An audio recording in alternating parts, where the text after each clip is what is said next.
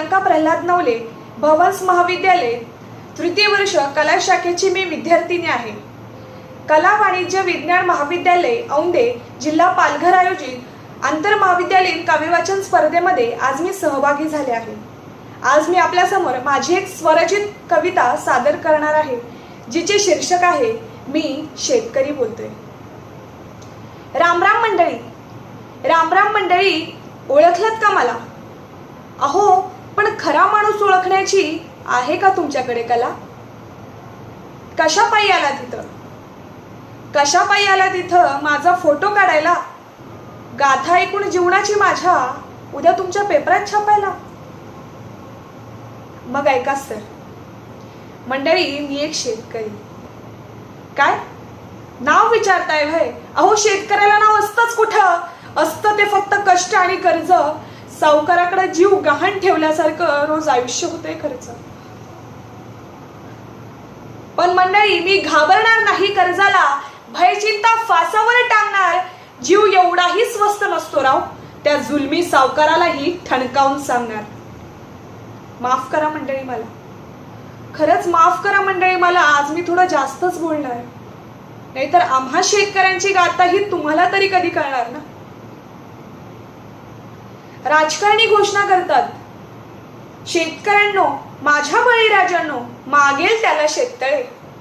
पण पैसा खाऊन आमच्याच सामान्य जनतेचा बहरले आहेत मात्र त्यांचे मळे. खरंच मंडळी, मंदिरात अभंगात ऐकलंच होतं मी, नाही निर्मळ जीवन काय करील सावण, तैसे चित्त शुद्ध नाही तेथे बोध करील काय. मंडळी, अहो, भाकरीसाठी शेतात राब राब राबून शरीर आमचं थकणार, पण अर्धी भाकरी खाऊन अर्धी दुसऱ्याला देणे ही संस्कृती राजकारण्यानं कधी ओळखणार? तुम्हाला माहितीये का उत्तर? कधीच नाही कळणार. मंडळी, सतत चिंता भेडसावत असते हो मला. मालाचे भाव तर वाढणार नाहीत ना, शेतात चांगले पीक येईल की दुष्काळ तर पडणार नाही ना. पण मंडळी, काळ्या आईचा लेक कधी संकटापुढे झुकतो का? कितीही तापला सूर्य तरी समुद्र कधी सुकतो का?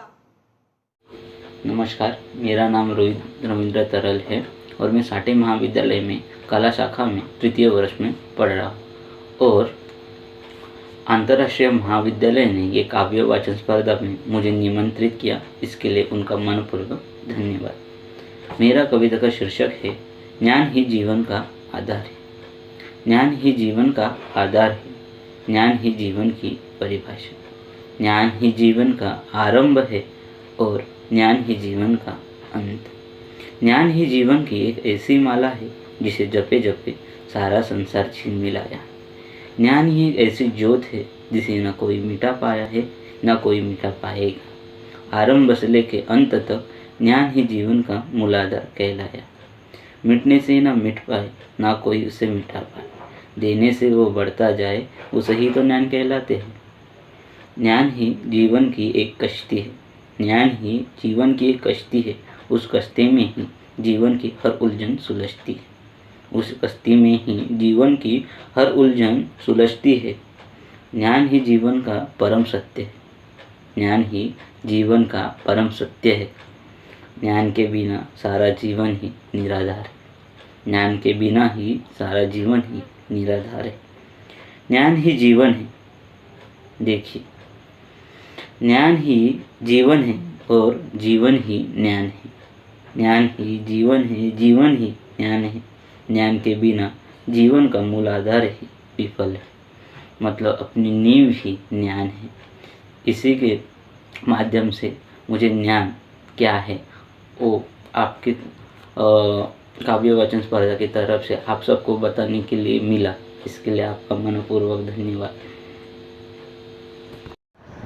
माझं नाव वर्षिता अभिमन्यू अहिरे. मी आत्ता 14वीमध्ये शिकते.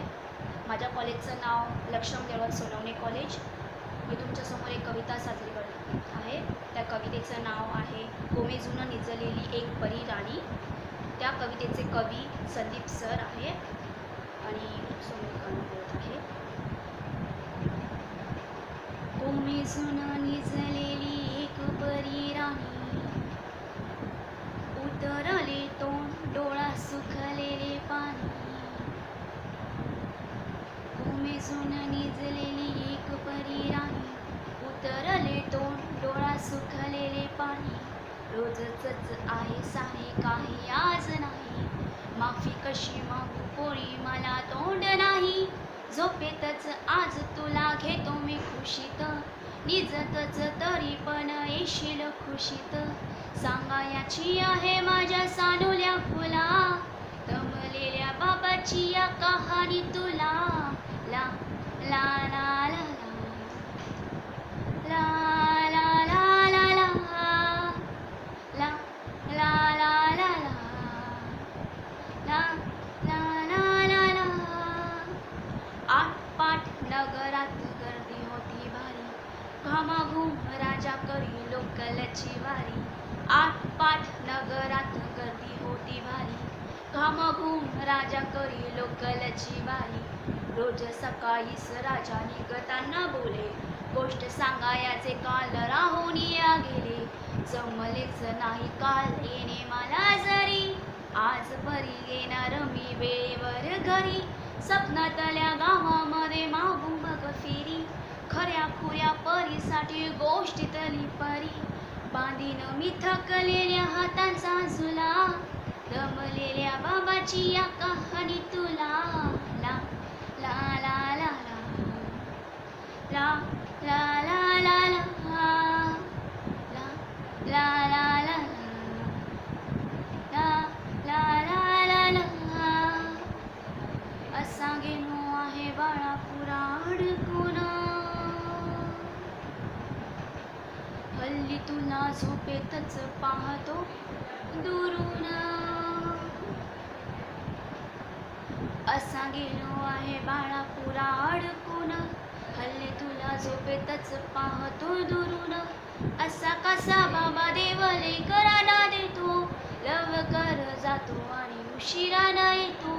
एका घरी राहून या मनामध्ये घोर असा गेलो आहे बाळापुरा अडकून, हल्ली तुला झोपेतच पाहतो दुरून. असा कसा बाबा देवले कराना देतो, लवकर जातो आणि उशिरानं येतो. एका घरी राहून या मनामध्ये घोर, तुला तुझा बाबा नाही मला माझी पोर. बालपण गेले सारे तुझे निसटून, पुढे काय तुझ्या माझ्या होंजळी मधून. जरी असे तुझ्या होठी माझ्यासाठी हसे, नजरेत तुझ्या काही अनोळखी दिसे. जरी असे तुझ्या होठी माझ्यासाठी हसे, नजरेत तुझ्या काही अनोळखी दिसे. तुझ्या जगातून बाबा हरवेल का ग, मोठेपणी बाबा तुला आठवेल का ग. तुझ्या जगातून बाबा हरवेल का ग, मोठेपणी बाबा तुला आठवेल का ग. सासुराला जात जात उंबरठ्यामध्ये, बाबांसाठी घेईल का पाणी डोळ्यामध्ये. ला ला ला ला ला ला ला ला ला ला ला ला ला ला ला. नमस्कार रसिक हो, मी कौस्तुभ शैलेश गोसावी, मुलुंड येथील विनायक गणेश वसकेळकर महाविद्यालयात प्रथम वर्ष कला शाखेत शिकतोय. सर्वप्रथम कला वाणिज्य आणि विज्ञान महाविद्यालय ओंदे यांच्यामार्फत आयोजित केलेल्या काव्यवाचन स्पर्धेचं आयोजन समिती आणि मान्यवर आपल्या सर्वांचं मी मनपूर्वक आभार व्यक्त करतो की त्यांनी मला व्यक्त होण्याकरिता एक खुलं व्यासपीठ उपलब्ध करून दिलं. मंडळी, आज हा व्हिडिओ ऑनलाईन करण्यामागचं कारण अर्थातच सध्याची कोविड साथीची परिस्थिती. गेले कित्येक महिने आपण या संकटाशी, या भयावह महामारीशी युद्ध करतोय, एक सामना करतोय. गेले कित्येक महिने आपण या महामारीमध्ये लोटले गेलोय. राज्यासोबत देश आणि देशासोबत विश्व अशी ही साखळी संपूर्णतः या विषाणूच्या अवस्थेत, विषाणूच्या गर्तेत लोटली गेली आहे. याचा परिणाम केवळ भारतीय अर्थव्यवस्थेवरतीच नाही तर शिक्षणावरतीच नाही तर माणसाच्या मानसिकतेवरती सुद्धा झालं. माणसाच्या मानसिकतेवरती परिणाम होण्यामागचं कारण अर्थातच नकारात्मकता. ज्यावेळी माणूस नकारात्मकतेकडे झुकत असतो त्यावेळेला त्या माणसामधल्या भावना, त्याचे विचार, त्याचा आनंद हा लयाला जात असतो आणि सोबतच त्याची प्रगतीसुद्धा कालांतराने खुंटत जाते. आता ही नकारात्मकता नेमकी येते कशी, तिला कसं रोखलं गेलं पाहिजे याचं तंत्र त्या माणसाला जमलं पाहिजे. आणि त्याची दुसरी बाजू अर्थातच सकारात्मकता. माणसाकडे सकारात्मक विचार असतील, माणसाकडे सकारात्मकता असेल तर अर्थातच त्याचं जीवन तो सुखाने जगू शकतो, त्याचं जीवन तो त्याच्या पूर्णत्वास जाऊ शकतो. आणि म्हणूनच असाच काहीसा प्रयत्न मी माझ्या स्वरचित काव्यरचनातून आपल्यासमोर प्रस्तुत करतोय. कवितेचं शीर्षक आहे सौख्याचेही दिवस येतील. विश्व हे सुंदर आहेच सारे, येथेच वाहतात आनंदाचे वारे. सुंदरतेने भरीव ऐसी पोकळी, प्रेम देणारी इथली माणसे सगळी. काय म्हणूनी कोणी, काय झाले अचानक, विषाणूच्या प्रसाराने चित्र झाले भयानक. निर्जीव असतानाही माणसांना गिळंकृत केले, अशा या दानवाने माणसांनाही दूर नेले. देश प्रगतीच्या ओढ्याला कुठे सुटले होते पाणी, तांडव केलेल्या या विषाणूने साऱ्याचीच केली हानी. काय नाही झाले, अर्थव्यवस्थेचे कंबरडे मोडले, सामान्यांचे कामधंदे दणाणले, बेरोजगारीचे ढगही दाटले. प्राण घेतसलेच निष्पापांचे तुझ्या या थैमानाने, आणि आता गिळू पाहतोयस मातृभूमी तुझ्या राक्षसी इच्छेने. दुःखाच्या या डोंगरातून पेटूया मशाली प्रकर्षणाच्या, रक्ताचा थेंब गोठला तरी उडवूया चिंध्या हजार संकटांच्या. अग्निदिव्यातून या जाताना काळ रात्री या सरतील, विश्व हे उजाळाया सौख्याचेही दिवस येतील. विश्व हे उजाळाया सौख्याचेही दिवस येतील. मंडळी, सध्याची परिस्थिती आपल्या हातात नाहीये, परंतु होय, या परिस्थितीत वागायचं कसं हे निश्चितच आपल्या हातात आहे. मंडळी, आपण एक आशा करूया की लवकरच आपला भारत देश या संकटातून मुक्त होईल. भारत या संकटातून पूर्णतः कोरोनामुक्त होईल आणि पुन्हा एक नवी उमेद, नवी ऊर्जा सगळीकडे एक नवं वातावरण बहरेल. आपण सगळेच या संकटातून लवकरात लवकर मुक्त होऊ. आपण आपला प्रवाह हा आपल्या जिद्दीने चालू ठेवायचा आहे. तोपर्यंत आपण सुरक्षितच राहूया. आपण आणि आपल्या प्रियजनांची काळजी घेऊया. जय हिंद, जय महाराष्ट्र, जय मराठी. धन्यवाद. या देशासाठी तुम्ही त्यागाला राहा असे म्हणणाऱ्या ढोंगी पुढाऱ्यांचे बुरखे तुम्ही कधी फाडणार? स्वार्थी, लबाड, घातकी प्रवृत्तींना कडक शिक्षा कधी हो करणार? मंडळी,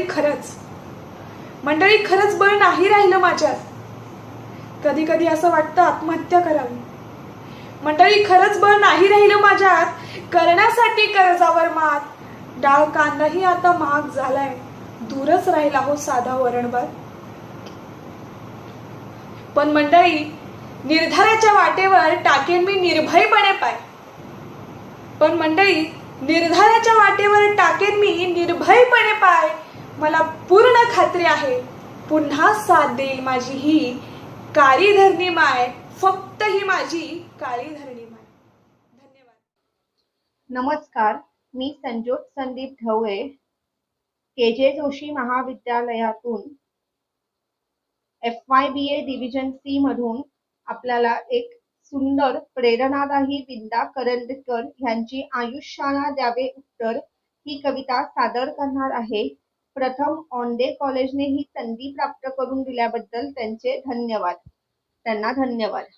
असे जगावे दुनियेमध्ये आव्हानांचे लावून अत्तर. असे जगावे दुनियेमध्ये आव्हानांचे लावून अत्तर. नजर रोखुनी नजरेमध्ये आयुष्याला द्यावे उत्तर. नको गुलामी नक्षत्रांची, नको गुलामी नक्षत्रांची, भीती आंधळी ताऱ्यांची. नको गुलामी नक्षत्रांची, भीती आंधळी ताऱ्यांची. आयुष्याला भिडता नाही चैन करावी स्वप्नांची. असे दांडकी इच्छा ज्याची मार्ग तयाला सत्तर मिळती. असे दांडकी इच्छा ज्याची मार्ग तयाला सत्तर मिळती. नजर रोखुनी नजरेमध्ये आयुष्याला द्यावे उत्तर. पाय असावे जमिनीवरती कवेत अंबर घेताना. पाय असावे जमिनीवरती कवेत अंबर घेताना. हसू असावे ओठांवरती काळीज काढून देताना. संकटासही ठणकावून सांगावे आता ये बेहत्तर. संकटासही ठणकावून सांगावे आता ये बेहत्तर. नजर रोखुनी नजरेमध्ये आयुष्याला द्यावे उत्तर. करून जावे असेही काही. करून जावे असेही काही. दुनिया जाताना गहिवर यावा जगास साऱ्या. निरोप शेवटचा देताना. स्वर कठोर ह्या काळाचाही. स्वर कठोर त्या काळाचाही.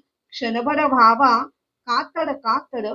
नजर रोखुनी नजरेमध्ये आयुष्याला द्यावे उत्तर. असे जगावे दुनियेमध्ये आव्हानांचे लावून अत्तर. नजर रोखुनी नजरेमध्ये आयुष्याला द्यावे उत्तर. आयुष्याला द्यावे उत्तर. धन्यवाद.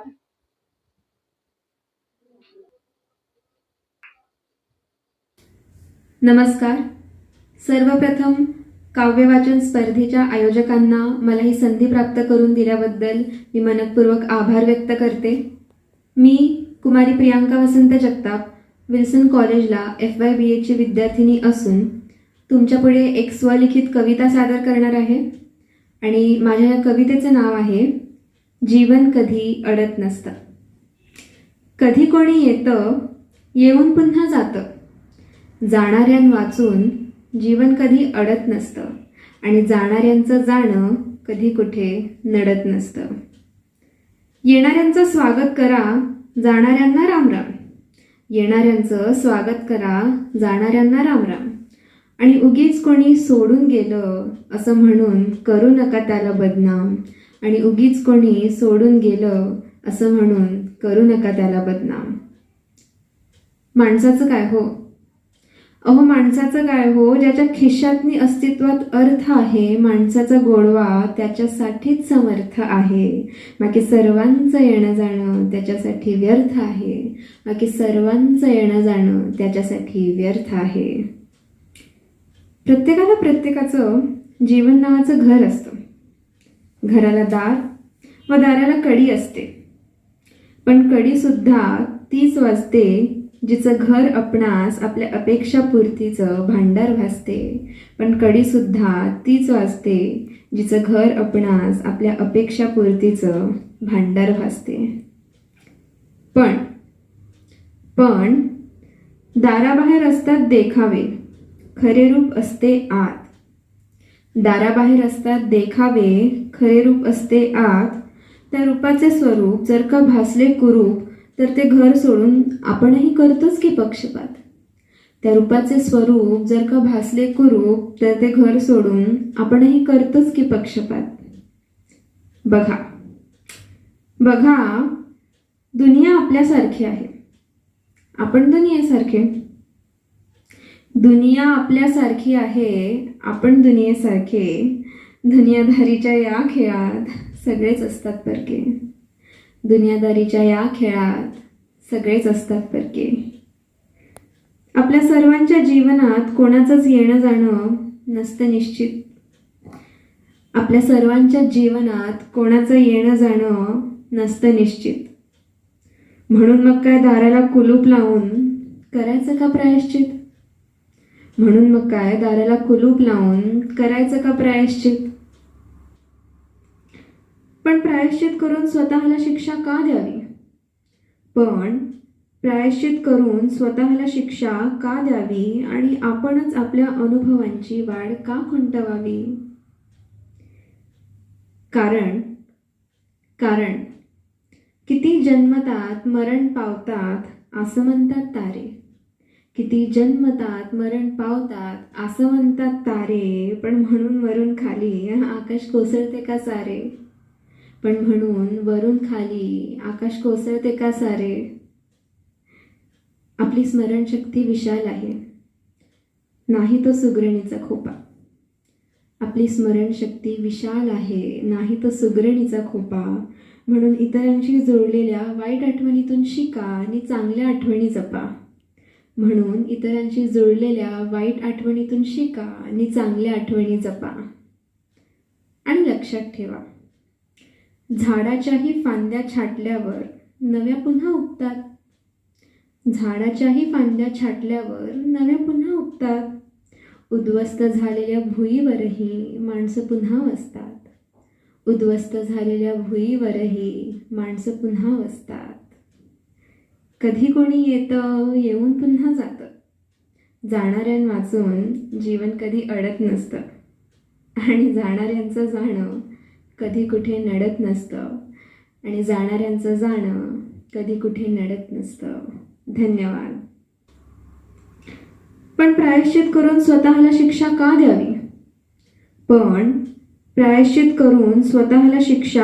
द्यावी? आणि आपणच आपल्या अनुभवांची वाढ का खुंटवावी? कारण किती जन्मतात मरण पावतात असं म्हणतात तारे. किती जन्मतात मरण पावतात असं म्हणतात तारे. पण म्हणून वरून खाली आकाश कोसळते का सारे? पण म्हणून वरून खाली आकाश कोसळते का सारे? आपली स्मरणशक्ती विशाल आहे, नाही तो सुगरणीचा खोपा. आपली स्मरणशक्ती विशाल आहे, नाही तो सुगरणीचा खोपा. म्हणून इतरांशी जोडलेल्या वाईट आठवणीतून शिका आणि चांगल्या आठवणी जपा. म्हणून इतरांशी जोडलेल्या वाईट आठवणीतून शिका आणि चांगल्या आठवणी जपा. आणि लक्षात ठेवा, झाडाच्याही फांद्या छाटल्यावर नव्या पुन्हा उगतात. झाडाच्याही फांद्या छाटल्यावर नव्या पुन्हा उगतात. उद्ध्वस्त झालेल्या भुईवरही माणसं पुन्हा वसतात. उद्ध्वस्त झालेल्या भुईवरही माणसं पुन्हा वसतात. कधी कोणी येतं, येऊन पुन्हा जातं.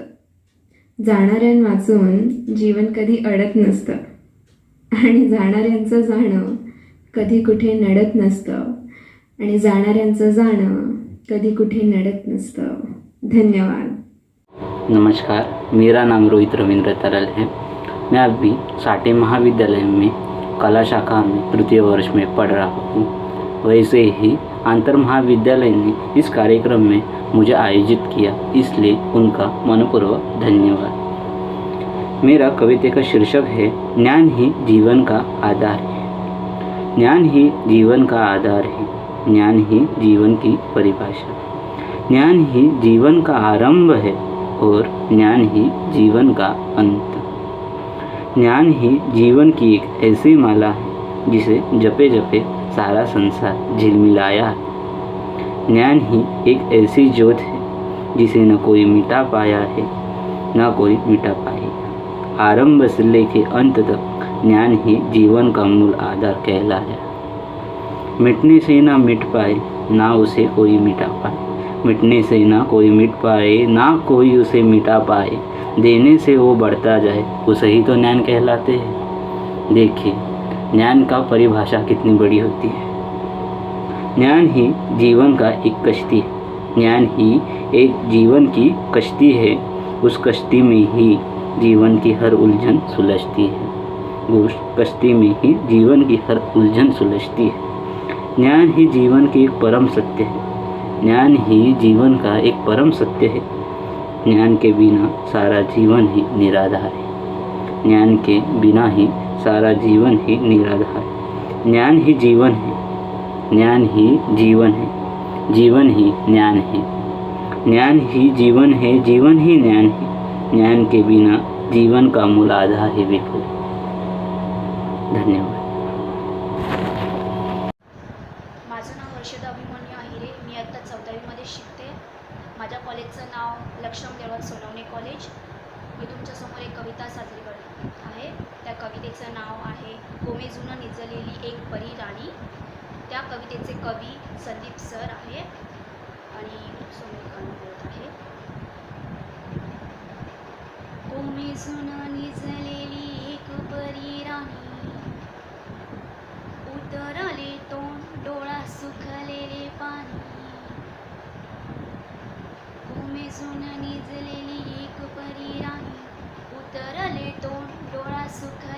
पाणी रोजच आहे सारे काही आज नाही माफी कशी मागू पोळी मला तोंड नाही झोपेतच आज तुला घेतो मी खुशीत निजतच तरी पण येशील खुशीत सांगायची आहे माझ्या सानुल्या फुला दमलेल्या बाबाची या कहाणी तुला ला ला ला ला ला ला ला ला ला ला ला ला ला ला ला ला ला ला आटपाट नगरात गर्दी होती भारी घामाघूम राजा करी लोकलची वारी आटपाट नगरात गर्दी होती भारी घामाघूम राजा करी लोकलची वारी रोज सकाळीच राजा निघताना बोले गोष्ट सांगायचे काल राहून या गेले जमलेच नाही काल येणे मला जरी आज परी येणार मी वेळेवर घरी स्वप्नातल्या गावामध्ये मागून बघ फेरी खऱ्या खुऱ्या परीसाठी गोष्टीतली परी बांधीन मी थकलेल्या हातांचा झुला दमलेल्या बाबाची या कहाणी तुला ला ला ला ला ला ला ला ला ला ला ला ला ला ला ला ला ला असा गेलो आहे बाळापुरा अडकून हल्ली तुला झोपेतच पाहतो दुरून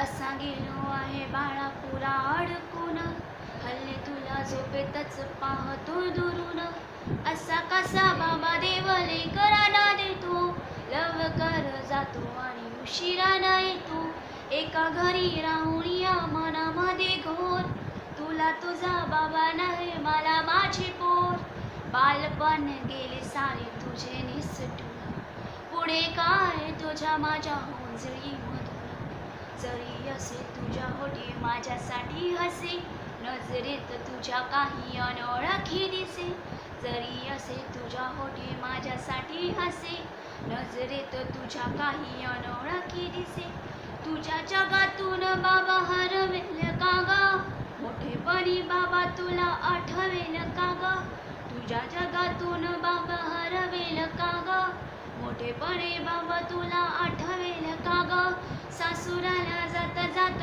वरठ्यामध्ये बाबांसाठी घेईल का पाणी डोळ्यामध्ये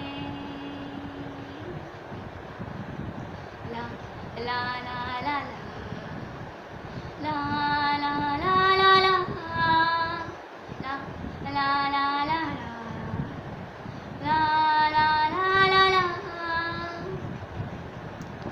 नमस्कार, माझं नाव मयुरेश प्रदीप आगरे.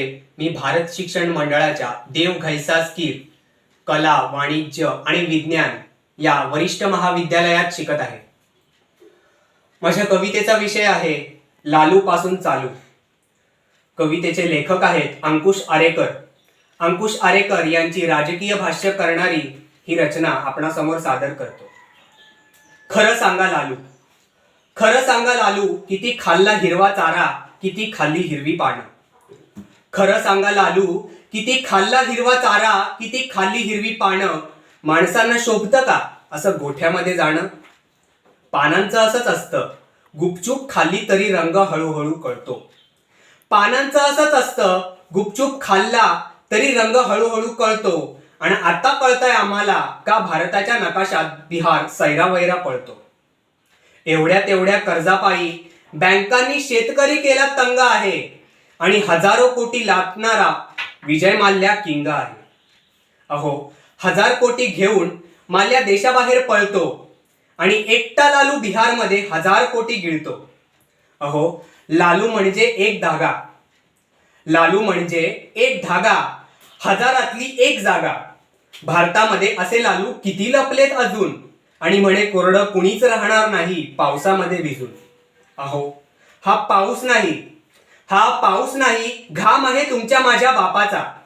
आणि अंग सोडून आल्यावर इलाज नसतो तापाचा. असंच झालंय आजवर, अहो असंच झालंय आजवर.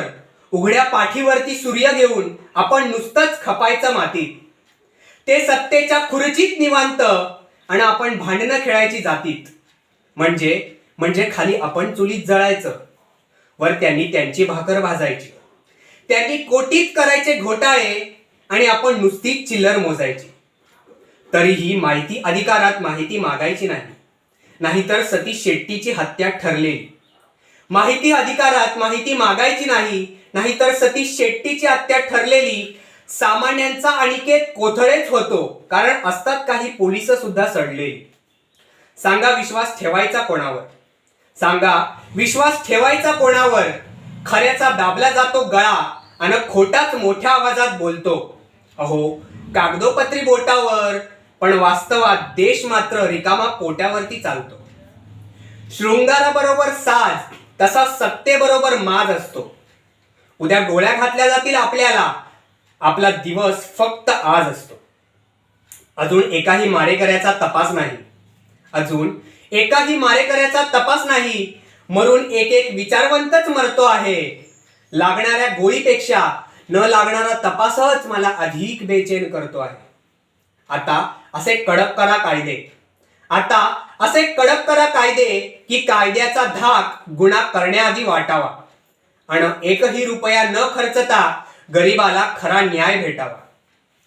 न्याय मिळायचा तेव्हा मिळेल. आता आपण सगळ्यांनी बोललं पाहिजे. हातामध्ये हात घेऊन रस्त्यावरती चाललं पाहिजे. रस्त्यावरती चालताना सुद्धा आपण जपून टाकायचा पाय, कारण सोनू म्हणते माझा खड्ड्यावर भरोसा नाही. मी म्हणतो सोनूचं तरी कुठे चुकलं? मी म्हणतो सोनूचं तरी कुठे चुकलं? अख्ख्या देशामध्ये झाली आहे रस्त्याची चाळण, मूलभूत सुविधाच नाही अजून, आणि म्हणे भारत घेतोय वळण. आपण तरीही जाब विचारायचा नाही.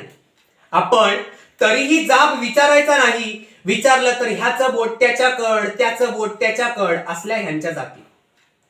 अहो सगळ्यांना माहित असतं कसे पडतात खड्डे आणि कोण खातंय माती. जबाबदारी घ्यायची नाही, वरून देशाला वाऱ्यावर सोडायचं. जबाबदारी घ्यायची नाही, वरून देशाला वाऱ्यावर सोडायचं आणि सडक्या व्यवस्थेचं अपयश सामान्य माणसांच्या माथी फोडायचं. मी म्हणतो ही भ्रष्टाचाराची जखम जिथून चिघळायला सुरू होते ना, आता नेमकं तिथं मलम लागलं पाहिजे. मी म्हणतो ही भ्रष्टाचाराची जखम जिथून चिघळायला सुरू होते ना, आता नेमकं तिथंच मलम लागलं पाहिजे. आणि रस्त्यावरच्या खड्ड्यांवरनं कोणाचा जीव गेला तर सरकारवर खुनाचा कलम लागला पाहिजे, तर सरकारवर खुनाचा कलम लागला पाहिजे. धन्यवाद. चैन करावी स्वप्नांची, आयुष्याला भिडता नाही चैन करावी स्वप्नांची. असे दांडगी इच्छा ज्याची त्याला मार्ग मिळतील 70. असे दांडगी इच्छा ज्याची त्याला मार्ग मिळतील 70. नजरेमध्ये नजर रोखुनी आयुष्याला द्यावे उत्तर. नजर रोखुनी नजरेमध्ये आयुष्याला द्यावे उत्तर. पाय असावेत जमिनीवरती कवेत अंबर घेताना. पाय असावेत जमिनीवरती कवेत अंबर घेताना. ओठांवरती हसू असावे काळीजही काढून देताना. ओठांवरती हसू असावे काळीजही काढून देताना. संकटासही मग ठणकावून सांगा आता ये 72. संकटासही मग ठणकावून सांगावे की आता ये 72. नजर रोखुनी नजरेमध्ये संकटाला द्यावे उत्तर. नजर रोखुनी नजरेमध्ये आयुष्याला द्यावे उत्तर. करू न जावे असेही काही दुनियेतून या जाताना. करू न जावे असेही काही या दुनियेतून या जाताना. गहिवर यावा जगास साऱ्या निरोप शेवटचा देताना. गहिवर यावा जगास साऱ्या निरोप शेवटचा देताना. स्वर कठोर त्या काळाचाही क्षणभर व्हावा कातर कातर. स्वर कठोर त्या काळाचाही क्षणभर व्हावा कातर कातर. नजर रोखुनी नजरेमध्ये आयुष्याला द्यावे उत्तर. नजर रोखुनी नजरेमध्ये आयुष्याला द्यावे उत्तर. धन्यवाद. हे माझ्या कवितेचे नाव विंदा करंदीकर यांची ही कविता. असे जगावे दुनियेमध्ये आव्हानांचे लावणी अत्तर. असे जगावे दुनियेमध्ये आव्हानांचे लावणी अत्तर. नजर रोखुनी नजरेमध्ये आयुष्याला द्यावे उत्तर. नजर रोखुनी नजरेमध्ये आयुष्याला द्यावे उत्तर. नको भीती नक्षत्रांची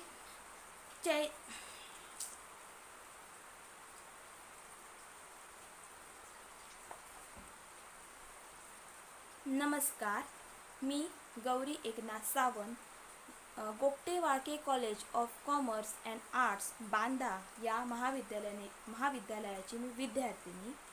आयुष्याला द्यावे उत्तर हे माझ्या कवितेचे नाव. विंदा करंदीकर यांची कविता. असे जगावे दुनियेमध्ये आव्हानांचे लावणी अत्तर. असे जगावे दुनियेमध्ये आव्हानांचे लावणी अत्तर. नजर रोखुनी नजरेमध्ये आयुष्याला द्यावे उत्तर. नजर रोखुनी नजरेमध्ये आयुष्याला द्यावे उत्तर. नको गुलामी नक्षत्रांची भीती आंधळ्या ताऱ्यांची. नको गुलामी नक्षत्रांची भीती आंधळ्या ताऱ्यांची. आयुष्याला भिडता नाही चैन करा.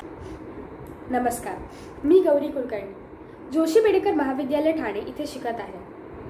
कला वाणिज्य व विज्ञान महाविद्यालय ओंदे यांनी आयोजित केलेल्या काव्य वाचन स्पर्धेत मी भाग घेतला आहे. मी जी कविता म्हणणार आहे ती माझी स्वरचित कविता आहे आणि त्याचं शीर्षक आहे मी व्यक्त अव्यक्त. सुरू करते. होतं का हे सगळ्यांबरोबर? होतं का हे सगळ्यांबरोबर की किती खुश आहे हे सांगताच येत नाही. होतं का हे सगळ्यांबरोबर की स्वतःचं दुःख कधी सांगताच येत नाही. लोकांच्यात राहूनही अबोल असते मी. लोकांच्यात राहूनही अबोल असते मी. मान्य आहे जरा शांत असते मी. बोलायचं असतं खूप पण जरा गप्पच असते मी. लोकांचा हेवा वाटतो आणि राग सुद्धा येतो. लोकांचा ना हेवा वाटतो आणि राग सुद्धा येतो. असा एकटेपणा माझ्याच नशिबी काय येतो. काय म्हणतील लोक? काय म्हणतील लोक जर सगळ्यांशी हसत खेळत राहिले तर? काय म्हणतील लोक जर स्वतःचं दुःख सांगत बसले तर? मग एकदा विचार केला की लोक तर नेहमी बोलतच राहतील. आणि आलाच तो दिवस मग शेवटी. कंठ दाटून आला होता जणू माझा. पण बोललेच मी शेवटी आणि ऐकून पण घेतलं त्यांनी.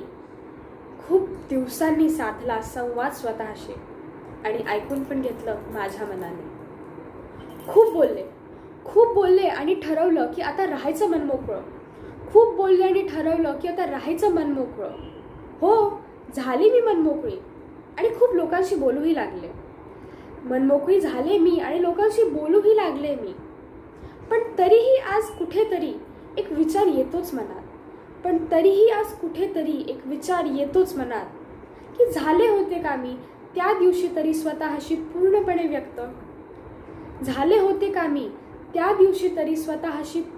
व्यक्त. की राहिल्या आहेत अजूनही काही भावना अव्यक्त. धन्यवाद.